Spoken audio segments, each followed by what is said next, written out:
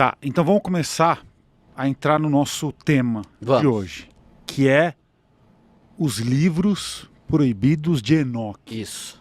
Tá, então que tem o nome de apócrifos, é isso? Eles são pseudoepígrafos, que chamam, né? Que são pseudoepígrafos, são livros que não são feitos por quem leva o nome do livro. Nenhum dos 3 livros de Enoque conhecidos foi feito pelo Enoque. Foram feitos milhares de anos depois de Enoque, né? Contando a história de Enoque. Mas se você pensar, pegar a Bíblia, Deuteronômio, por exemplo, o 5º livro da Bíblia, lá, o último livro da Torá, do Pentateuco, que é de Moisés, o livro. Não foi Moisés que escreveu.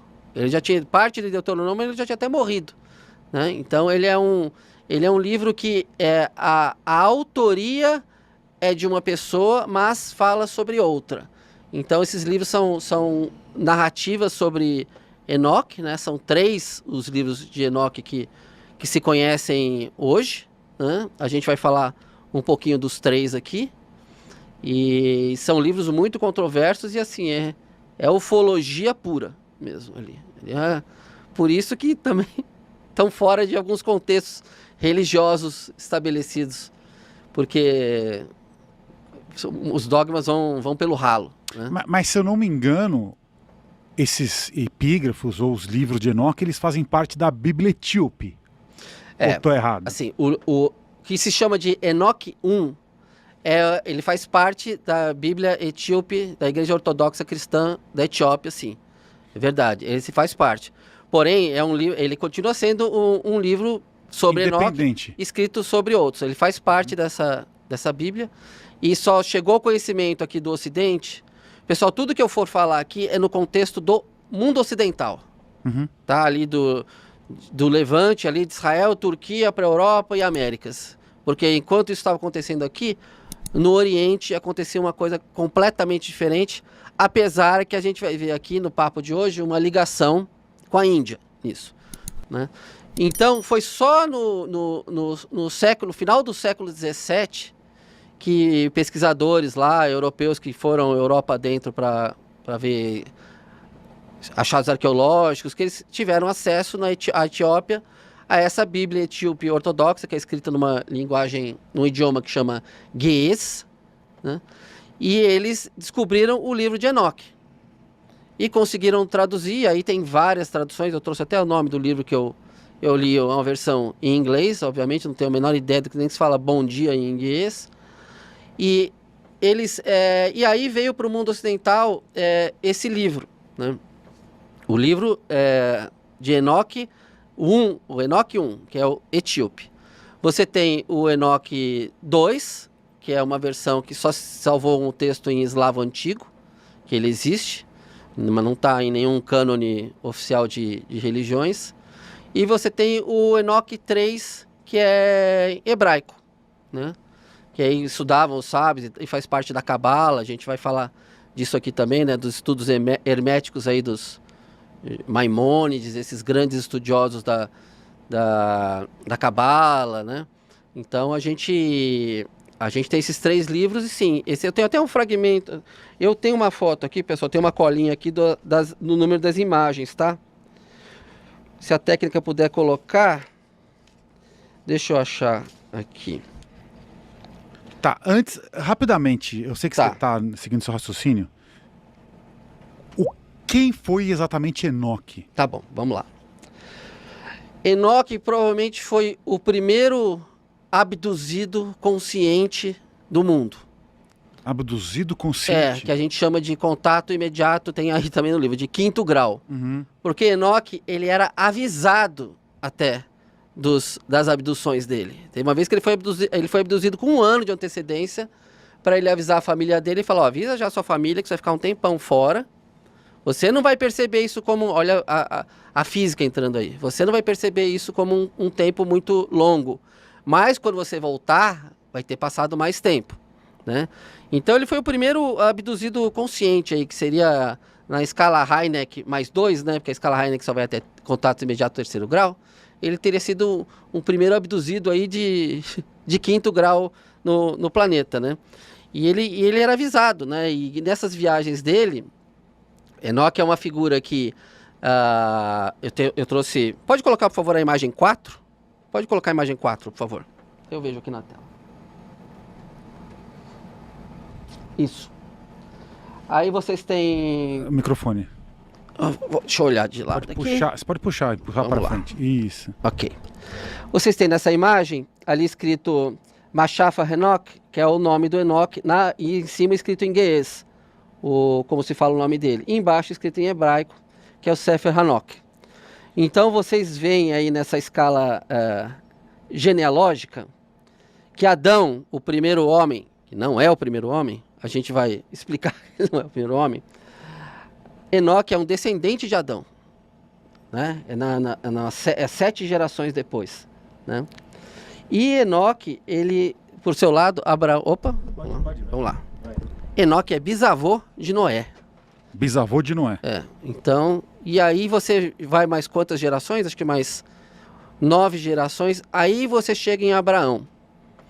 E até eu pergunto aí para o que está nos assistindo, qual que era a religião de Enoque? Enoque está muito longe? Então vamos lá. Qual que era a religião de Noé?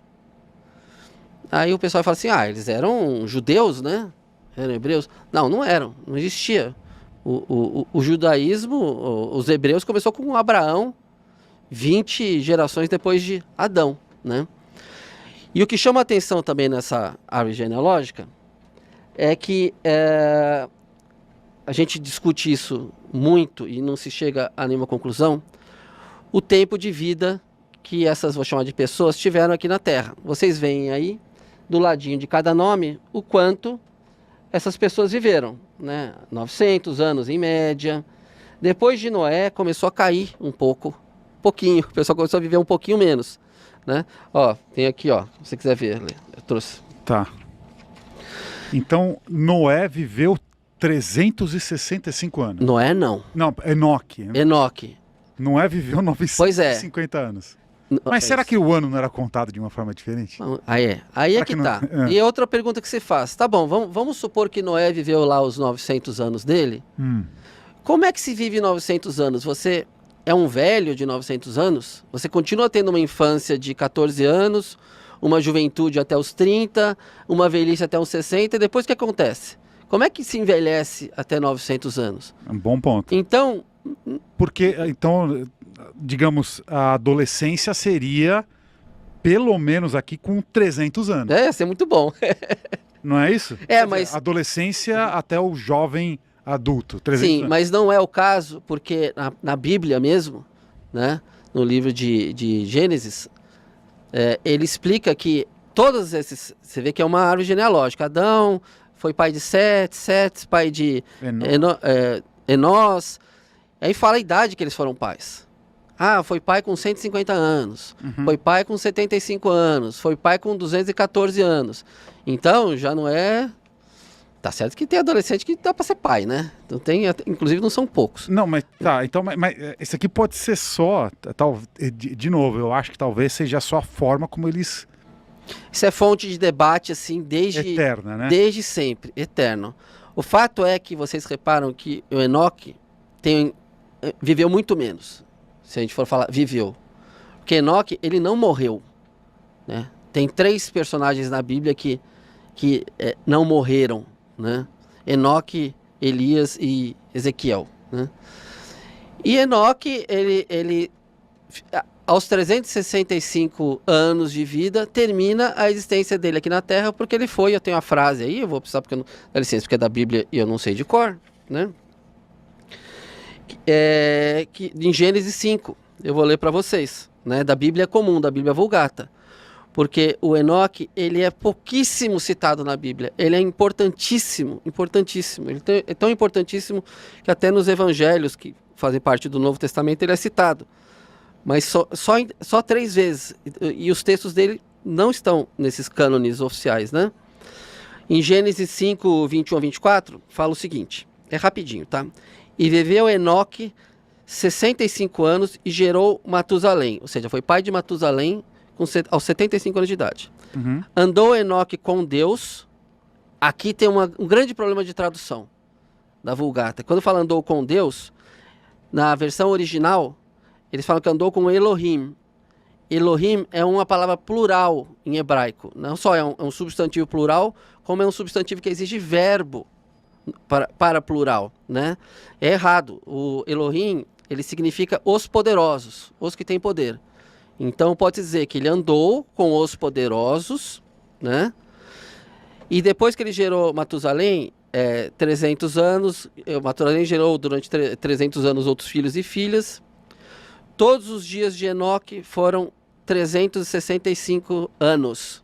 Todos os dias foram 365 anos. Assim está na Bíblia. Enoque andou com Deus, ou seja, andou com os Elohim, com os poderosos, né, do céu, né, e não apareceu mais, porquanto Deus o tomou. Ou seja, ele foi levado por Elohim, na verdade, pelos Elohim, né? Então, isso é uma tradução que faz toda a diferença, né? Porque não foi Deus, ele não andou com Deus. Existe, a gente vai falar aqui, na versão do livro de Enoque, na versão eslava, a gente vai falar dos 10 céus que o Enoque visitou, até chegar em Deus. Inclusive, Enoque é uma figura tão controversa